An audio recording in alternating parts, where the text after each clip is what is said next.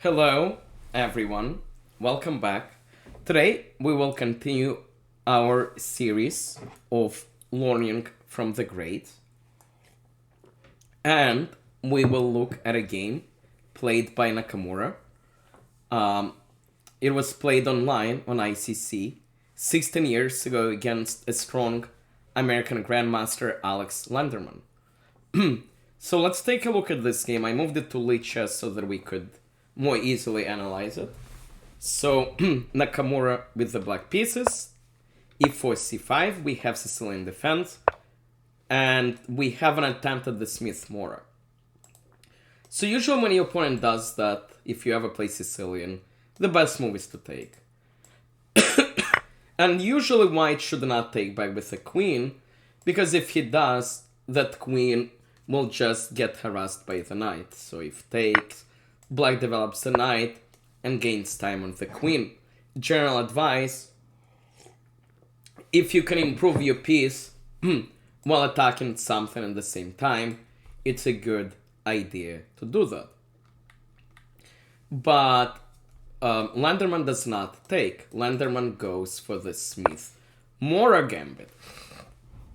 The point of the Smith-Morra is if black accepts, white gets very nice development, white gets open lines, his pieces will come out very, very quickly. If black knows what he's doing, black should be okay, but it's a little bit dangerous to play if you're black, especially if you're not familiar with this opening. Let's go back. Nakamura decides to decline, plays knight f6 attacking this pawn.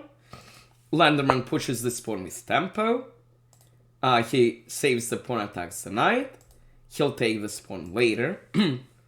Nakamura saves the knight. Going to d5 is the most active way to do it. And of course, Lenderman can take right away, but he says, let me develop a piece and gain time on you. So bishop comes out, attacks the knight. Nakamura saves the knight, attacks the bishop. And the bishop retreats and stays here. Now it looks like Nakamura can win a pawn by taking. But again, it's very, very risky because after white takes back, white has more space. White has two pieces developed. We have one and our knight is somewhat misplaced. And we need to be really careful. Like for example, let's pretend we play the computer line. Well, d5 just looks like it gives the pawn back. So let's pretend... I don't know, let's pretend we try to castle.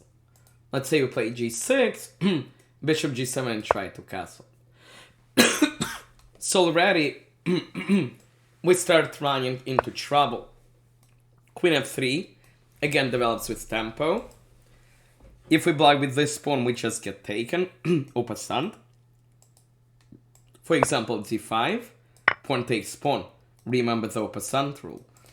So if we play 6, notice our dark squares are becoming really, really weak, and white can actually immediately try to take advantage of them. So Nakamura does not like going for this position, so instead of being greedy and taking this pawn, he continues to develop knight c6. White continues his own development again. Taking is possible, but again, taking is a little bit risky. So instead, Nakamura tries to fight for the center. Pawn d5. Again, white takes au passant. Remember, if your pawn moves two squares, on the very next move, your opponent can take, which is what happens. Nakamura takes with the queen. If you take with the pawn, you're giving yourself an isolated pawn, and that's not very good. So Nakamura takes with the queen, and now white will end up with an isolated pawn. He can do it if he takes with the pawn. If he takes with the knight, we'll trade knights. Eventually, this will be isolated. So Lenderman decides to just take with the pawn right away. Very important lesson. If you do have an isolated queen pawn, you do not want to trade a lot of pieces. So in this position, white does not want to trade, black does. Why does black want to trade? Imagine if bishops and knights disappear on both sides. Now this pawn is just weak. And black can attack it quite easily. Okay. So, very good move by Nakamura, offering a bishop trade, also blockading this pawn. We have 3 things controlling this square. White develops a knight. Nakamura can take. In fact, computer says Nakamura should take. But instead, he puts the bishop on a very nice central square. Lenderman castles, which makes perfect sense. White king is safe. The rook is getting ready to play chess. E6 by Nakamura. Opening the door for this bishop. Lenderman now decides to trade. We don't want to take with a pawn because it opens this line and gives us isolate pawn. So the best move by far is knight takes. We have a nice centralized knight controlling these squares. And white cannot kick that knight because he doesn't have pawns on c or e files. Lenderman develops queen b3, also attacks this. And Nakamura plays a very adventurous move, queen side castle. It's very risky to do it, especially considering that this line is open. But on the other hand, maybe we can get a fast attack. We have options of knight f4, because our queen covers that square. Lenderman continues his development. He reinforces this pawn. He gets ready to bring the rook to the queen side. Nakamura plays bishop e7, which computer doesn't like. The pawn bishop b7, maybe we'll play bishop f6, attack this pawn more. And also we are allowing for a rook to come to the king side, and we might start a pawn storm. Computer wanted to get the king to safety by playing king b8, or pawn f6 with the idea to control this knight, and maybe we'll play pawn g5. Bishop e7 is too slow because now Lenderman finds the best move. Knight e5.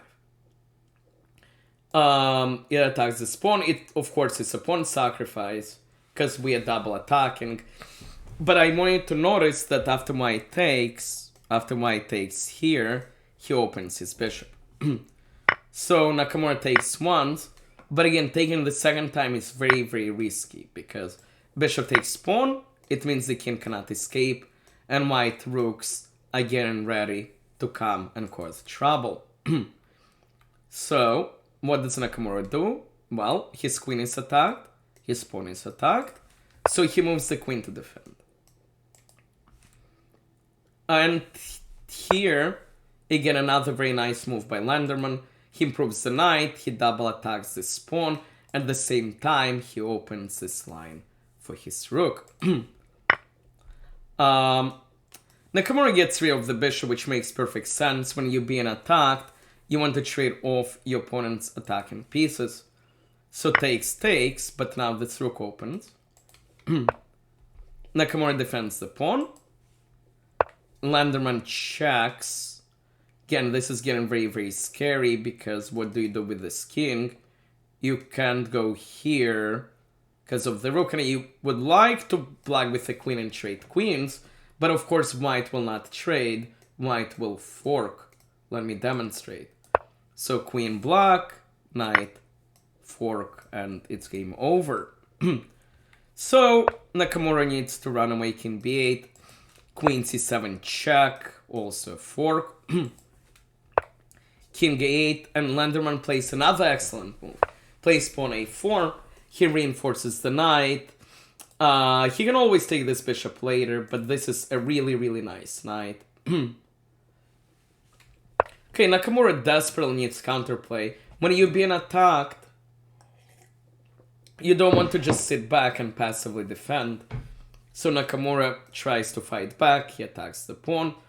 And here, probably the best move is rook a3. Multi-purpose move, it defends this pawn. It prepares to maybe bring the rook into the game like this.